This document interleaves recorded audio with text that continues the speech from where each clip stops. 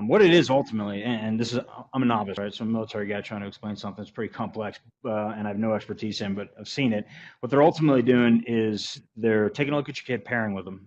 What I thought was just, this is ridiculous.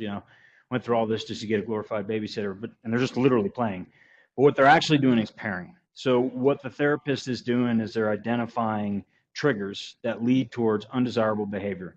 And then what a well trained, certified BCBA is capable of doing is reaching into a treasure trove of a ton of different scientifically validated protocols to apply against that trigger to prevent it from happening.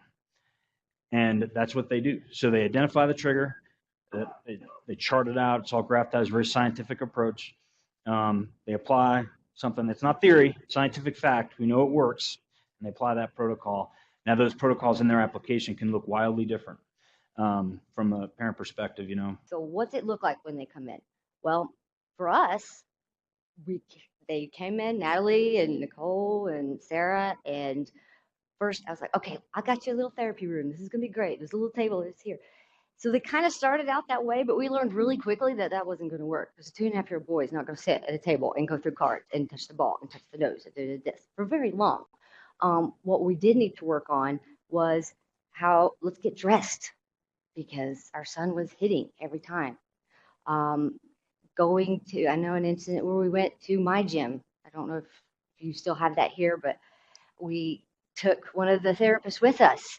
And Natalie went with us, and we recorded 86 hits during the 1 hour session. And it was hard as a parent to watch all the other little parents with their good little kids sitting there on their lap and happily enjoying the song and going from the mat to the gym to back.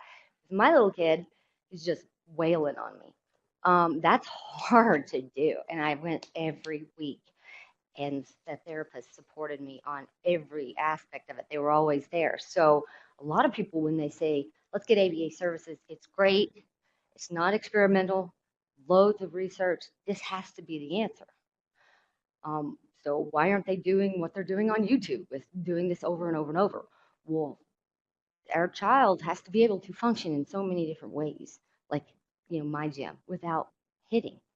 If they can't hit in a my gym, how are they going to get into schools?